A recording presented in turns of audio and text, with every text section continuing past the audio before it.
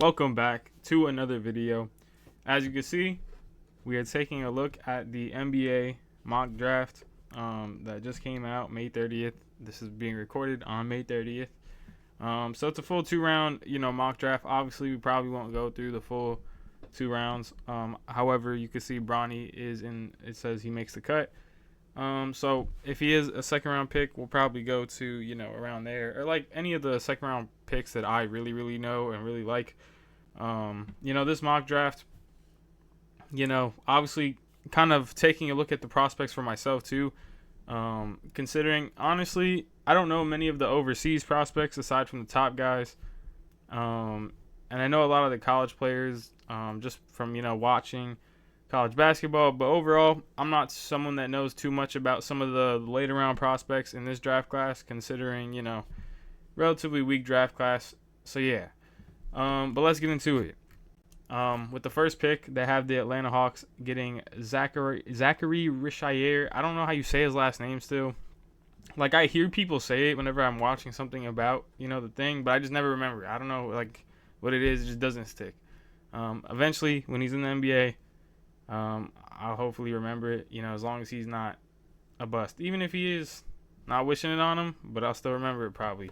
Anyways, so they have him going pick number 1 to the Atlanta Hawks.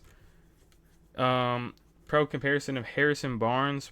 Now, I don't know. I mean, for the first pick, I don't really mind it, I guess. If they're drafting based off potential, I think, like, his build, he definitely has potential to be something that's really nice. But me personally, if you see my Atlanta Hawks rebuild, I would take Alex Sarr here. But yeah, I think he will be a decent player in the league if he could, obviously, I think he has like all the tools to be really good. In this draft, considering, the full talent of this class, I don't mind this pick being the number 1 pick. Pro comparison of Harrison Barnes is a little crazy for a first pick in the draft. But yeah, he's definitely one of the top players in this class, I think. And yeah, I think it'll be interesting overall this whole draft, considering, like I said in the past, there's not anyone that really sticks out in this draft. So, it's kind of just going to be all over the place. You don't know where people are going to go. With the second pick, Alex Sarr goes to the Wizards. I would love this pick if he does fall to number 2 for the Wizards. They traded Daniel Gafford in the at the trade deadline, and he's been playing actually really good for the Mavericks. But yeah, so now they kind of have, some front court depth they could definitely, add, as they just lost Daniel Gafford. And I think Alex Sarr, to me, I think is the best player in this draft. In terms of right out of the draft, I think highest potential, probably like Rob Dillingham. But yeah, in terms of just the best overall player, I think Alex Sarr is the best player in this draft class. And so getting him at number 2, I think would be great. You see his pro comp, Evan Mobley. I would say something like that, maybe a Jaren Jackson, if he could, get the 3 ball going a little bit. I think he's like a Jaren Jackson. I don't think he's going to be a superstar, but I think he could definitely be an all-star potential player. Good at defense, stretch the floor a little bit. And I think he'll be a really good player in the league. If the Wizards pick him up at 2, I think it would be great for them, as I think obviously their biggest need is obviously like a center. And he could play power forward too. But either way, I do really like him to the Wizards. Number 3, they have Reed Sheppard to the Rockets. Now, I don't know. I think the Rockets, obviously I don't think they have mock trades in this, so that makes more sense.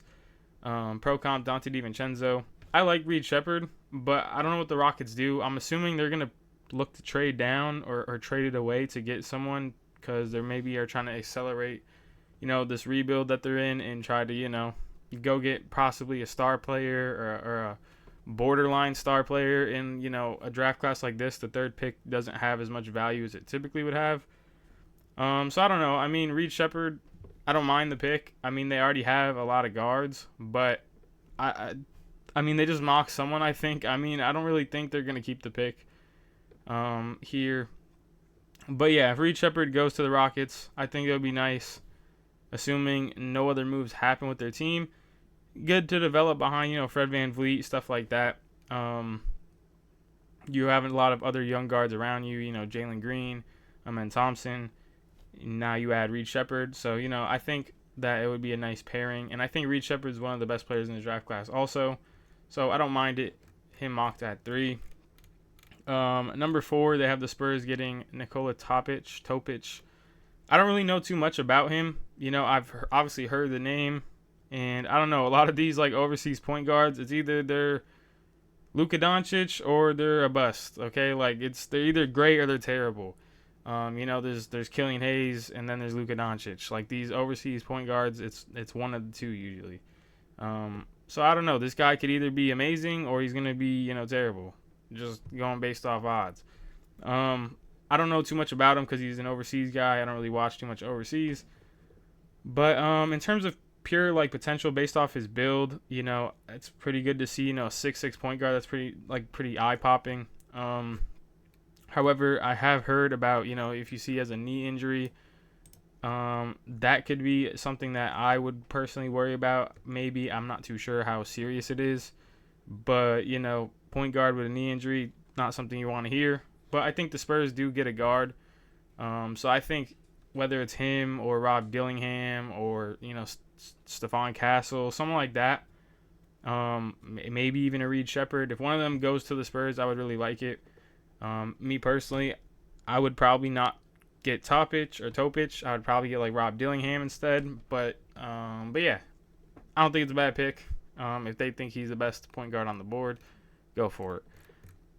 Pick number 5, Cody Williams to the Pistons. Pro comp, Jaden McDaniels. Cody Williams, I don't know. He seems like he'll be a guy that I think will be pretty good, maybe in the league as a pretty good role player, but I don't think he'll be more than a pretty good role player. I don't know. I'm not too high on guys that they don't really have any type of name in college, and then they kind of just have Well, I mean, he was a freshman, but like he wasn't a big recruit before college. He got into college at Colorado, had a really, really good year, and now he's, obviously mocked pretty high in this draft class. I don't know. I don't know, obviously, the long term of all the list of those guys that are not big recruits in high school and then they have really good years and get drafted.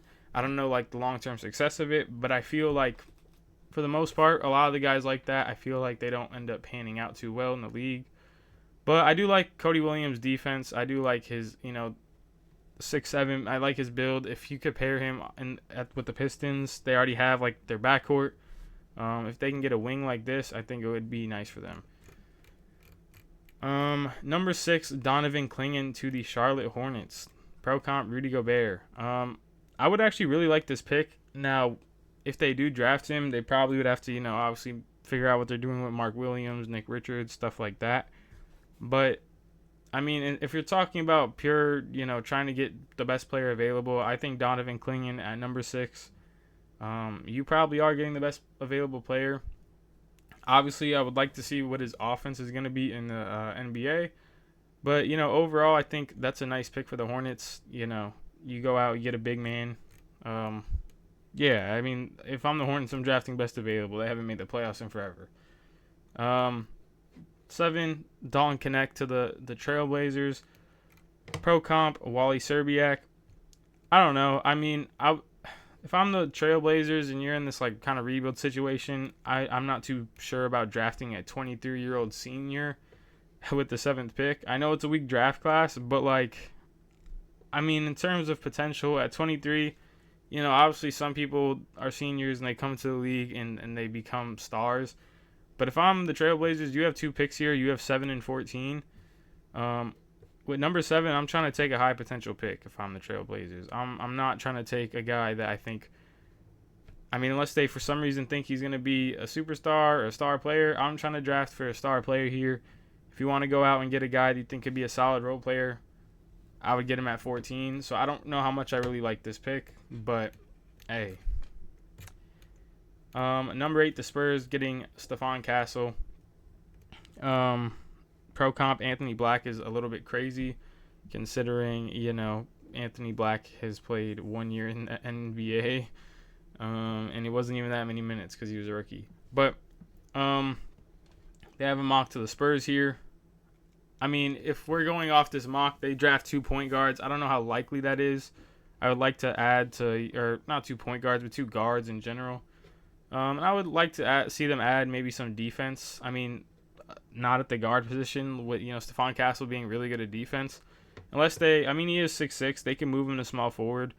So, I mean, I don't really mind the pick actually if you're trying to go after defense, but if you've seen my Spurs rebuild, I had them getting Ron Holland with number 8, and I think that's a really good pick for them if they can go out and get a wing like Ron Holland. He's really good at defense. I think it would fit pretty well with the Spurs. So yeah, I don't know how I feel about them getting 2 guards at the same time. Number 9, they have Rob Dillingham, pro comp Darius Garland, mock to the Grizzlies. In terms of getting best available for the Grizzlies, obviously I think it's a good pick for them. I don't like this for Rob Dillingham himself. I mean, it's obviously nice. You're going to be playing with, Desmond Bane and John Morant in front of you. So you have, some guards that you can kind of look up to. And I don't know if Derrick Rose is going to be still on the team, but if you could have Derrick Rose there too, you have a lot of mentorship with this team. So that would be great for him. But at the same time, I would like to see Rob Dillingham in a team where he probably has a bigger role. If he goes to the Grizzlies, you probably will not be seeing Rob Dillingham play too many minutes early on. So I don't know. I mean, for the Grizzlies, obviously, if they're trying to go best available, I think Rob Dillingham at this point is best available. But for Rob Dillingham himself, I don't know. I don't really like it. Number 10, they have the Utah Jazz getting Ron Holland. Pro comp Cam Whitmore. Again, I think that's kind of crazy. Another rookie that they're pro comping him to. But yeah, I do like Ron Holland.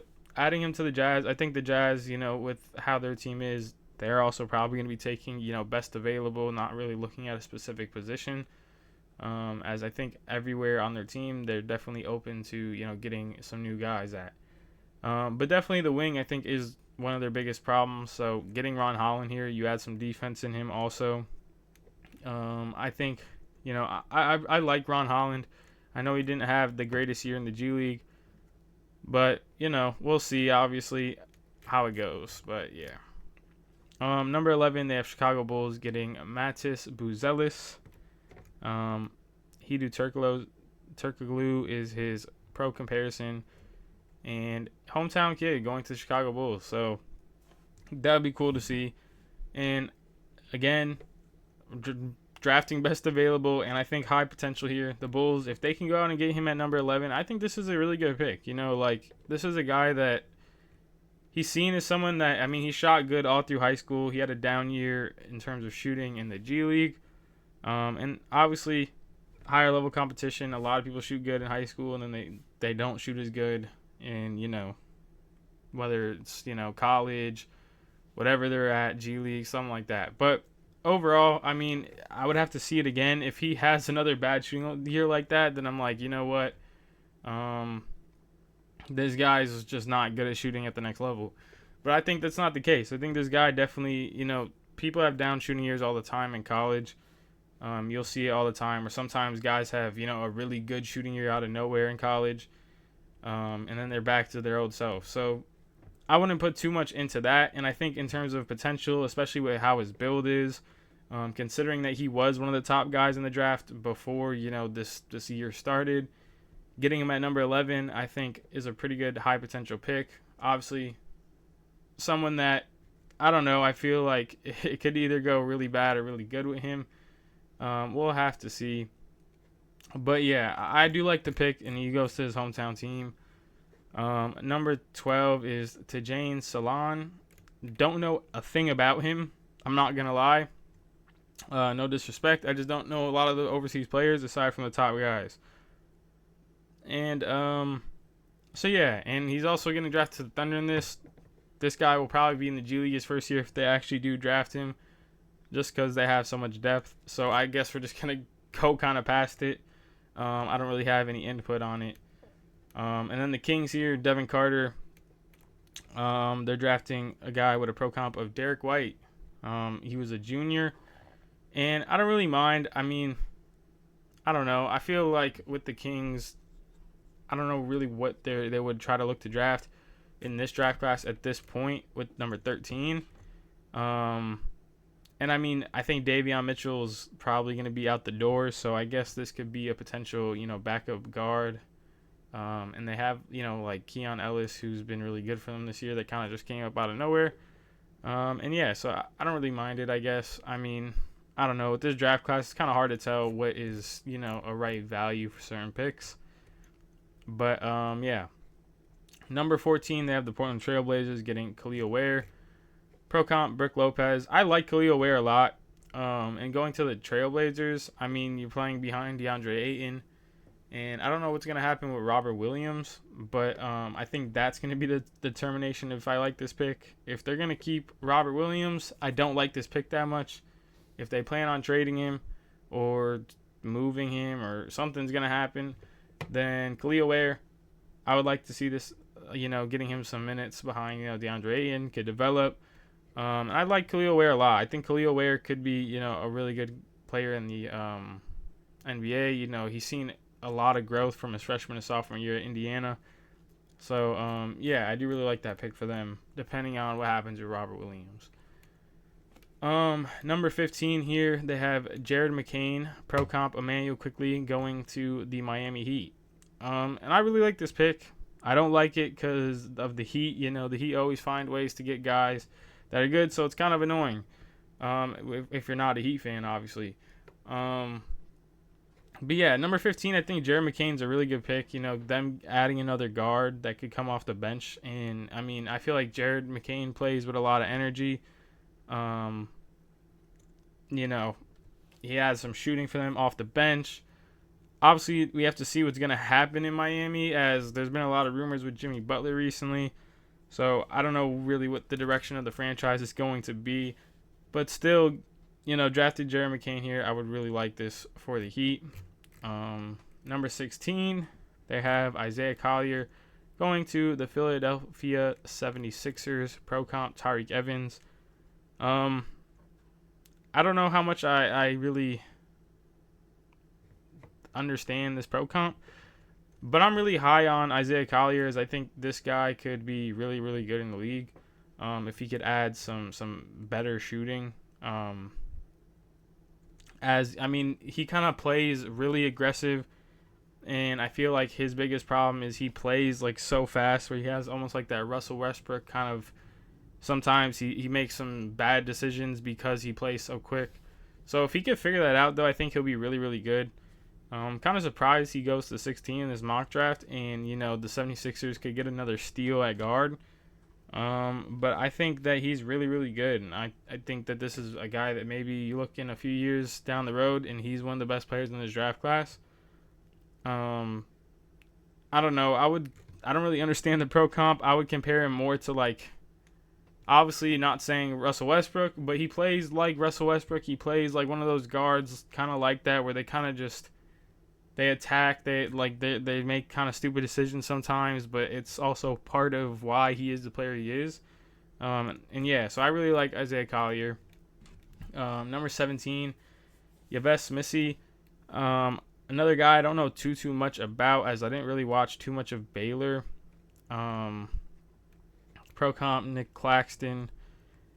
Then I'm going to the Pelicans here. Anytime the Pelicans get out of center, I already like the pick, as I think Jonas Valanciunas is out the door, and I think they're going to be looking to add a center. So I think this is not that bad of a pick. Don't know too much about him, so I can't really say if I like him potentially for a fit with the team. But if they could add a center, I think it would be really nice. And you could see 6'11", 7'2" wingspan. I think that would be really nice to pair on this team, as I think they could really use that. Number 18, they have Jacoby Walter to the Orlando Magic. Pro comp Kentavious Caldwell-Pope. And, I mean, I don't know. I don't really know if I like it for the Magic. I would like to see the Magic add a guard, but not through the draft. I would like to see them add like a veteran guard, a guard that's, they already has established them in the league. Jacoby Walter, I feel like adding another young guard, which they keep drafting every year, it feels like. I just don't really understand it too much, as I feel like they should, if they're looking to add a guard, go out and do that in like free agency or in a trade or something. Jacoby Walter as a player, though, kind of like I was saying about the previous pick, didn't watch too much Baylor, but in the games I did watch, he looked actually pretty good. So I do like him as a player. I don't know if I like the fit in Orlando, though. And yeah, so number 19, they have the Raptors getting Zach Edey. I mean, I don't know. I'm not too big on Zach Edey in terms of how he's going to be in the NBA. You know, at number 19 in this draft class is not too crazy because it is a weak draft class. But I mean, I don't know. I mean, I guess adding him to the Raptors, I understand it for the Raptors. You only really have like Jakob Poeltl, but and he's going back to Canada, so it'd be nice for him. But at the same time, I don't know how much he's gonna work out in the league. I feel like it's a little high, but I don't know. I could maybe look stupid in a few years if he turns out to be really good in the league. So we'll see. Number 20, Tristan da Silva to the Cavs. Pro comp Trey Lyles. And yeah, I mean Tristan da Silva, I feel like he's a pretty good shooter. He's a good wing guy. You know, you have Max Strus, but I think really that's about it. In terms of, you know, guys at that position that I think are really safe to stay on this Cavs team. And I feel like adding, you know, Tristan da Silva is not that bad at number 20. 21, Terrence Shannon to the Pelicans. I think this is a good fit for the Pelicans considering, one, he's really good at defense. Two, this might be a little bit biased, but I think he's one of the best players in the draft class. And I am, you know, a fan of Illinois. I'm a fan of Terrence Shannon. Obviously, I think a big thing that we're going to have to look out for is if you read all this right here, yeah, there's a lot of stuff that's going down with him that I think will determine his stock. Obviously, if, you know, depending on this, changes a lot of things with Terrence Shannon. So, you know, obviously we'll have to see how that goes. But I think Terrence Shannon as a player, really, really good. I think he's one of the best players in the draft class. Obviously, I don't expect him to go too high because he's already 23. He's a senior. But the way he plays, I do really like. You know, he has good defense. He could shoot. He could do a lot of things. So yeah, because of that, I think that adding him to a team that really needs defense, like the Pelicans, a 5-man court with, you know, him and Herb Jones on the court at the same time, would be really, really nice. So, yeah. Number 22, Kyle Filipowski to the Suns. Pro comp Mo Wagner. I don't know. I mean, he definitely was supposed to be, you know, pretty good coming out his freshman year. He kind of went back to college, didn't have too much of some growth, so he's falling in this mock draft now. But I think if you're the Suns, this is a pretty good pick as, you know, at number 22 in this draft class, I think taking someone like this who I think still has pretty decent potential, it's not a bad pick at all. 23, Tyler Smith. Not gonna lie, don't know too much about him.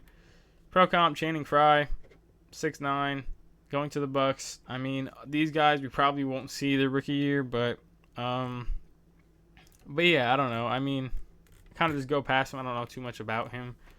24, Keyshawn George, who I also don't know too much about as I didn't really watch Miami at all. But the Knicks adding a shooting guard, small forward, 6'7". I don't know. I mean, I feel like the Knicks have such a deep team that this is another guy that we won't see for sure. His rookie year probably, as long as there's no injuries, hopefully. You know, but we'll see obviously how it goes. But I don't know. I don't know too much about him, so I'm gonna just kind of go past him. I don't really know what they need to add, so yeah. 25, they have the Knicks also getting Tyler Kolek. Pro comp Jason Preston.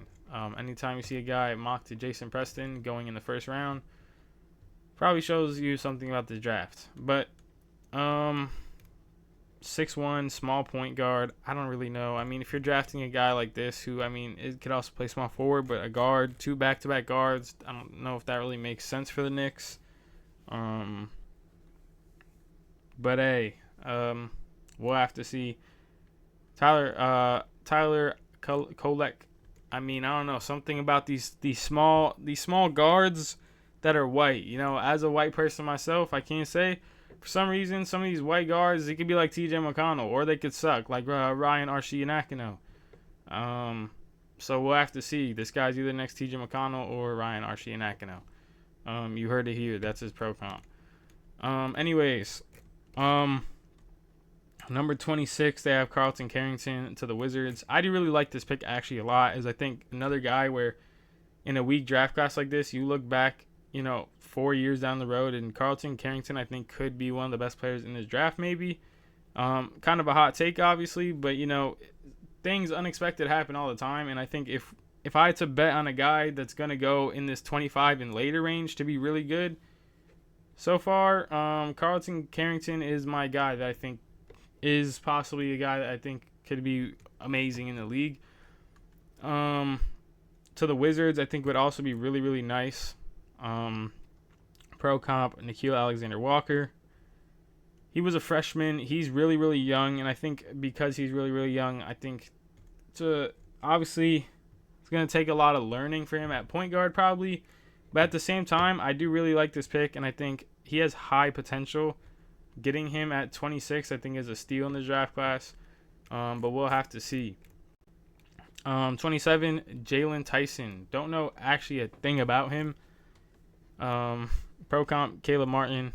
I don't know, for the Timberwolves, I guess we don't really mind it, so we're just going to go past it. The Denver Nuggets with Baylor Shireman. So the Denver Nuggets getting another, old guy, another wing guy late in the draft. That probably will be great, just based off how the Nuggets are. They just draft great. So I don't really mind this pick. He was really good at Creighton, and at 28, I know he's a senior. Probably not high potential, but if you can get a really good role player here at 28 in this draft class, I think is really, really good. So I do actually like the pick for the Nuggets. 29 is Johnny Furphy for the Utah Jazz. Pro comp, Cam Johnson. I actually do really like Johnny Furphy, as he was really good at Kansas kind of out of nowhere. He was a freshman. I like his, 6'8". He's 189, so maybe you could put some weight on. That would be nice. But, if I'm the Jazz, I'm drafting potential. I think this guy is a high potential guy. I do like the pick. Number 30, DaRon Holmes, the second to the Celtics. Pro comp, Trace Jackson Davis. I also do really like this pick. He was pretty good at Dayton. And, Al Horford's pretty old. Kristaps does get injured quite a bit. Having, some center depth and some big man depth, I think, is, something that you could never have enough of on this team. As they really only have, Luke Cornett and Xavier Tillman. And now if you could add DaRon Holmes, I think that would be really nice. He could sit behind, a lot of guys. And maybe even he could, develop. He also adds some spacing to the team. So, I do really like that pick. And now in the second round, I guess I'll go kind of maybe scroll through it, see if there's any guys I know too much about that I really like. Let's see if there's anyone that I do really, really like. Cam Christie, Max Christie's brother. I don't really know too much about him, but Jonathan Mogbo, I do actually know a little bit about. I think he's pretty good. I would not mind it for 76ers. Pelly Larson, I do also like. He was pretty good, I think, in the what's it called? The NCAA March Madness. Who else? Jamal Sheed, I do like.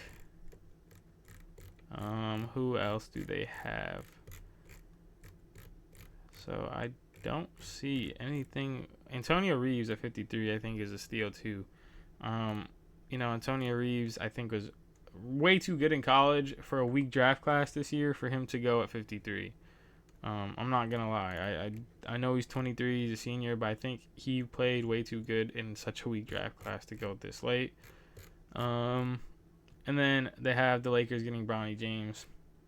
Not surprised that they have him mocked to the Lakers. I'm pretty sure he only has workouts with the Suns and the Lakers, so he probably will be a Laker.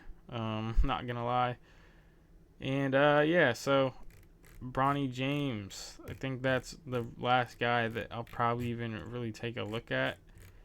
That's the end of the mock draft. So that's kind of a quick little overview. Probably actually not quick. That probably is a pretty long video. I can't lie. But kind of an overview of the 2024 draft class as we get closer to the draft. Obviously we'll probably look more at the draft as we get closer to it and all that type of stuff. But I don't know too much, like I said, about some of the later round guys. So this was kind of something that maybe looks, it shows me how some of these guys look too myself. And for any of you guys watching and you don't know too much about the draft class, this is a little bit of an introduction to them. And so yeah, obviously I had a few little takes in there that hopefully don't go bad. But yeah, so thanks for watching, and I'll see y'all in the next one.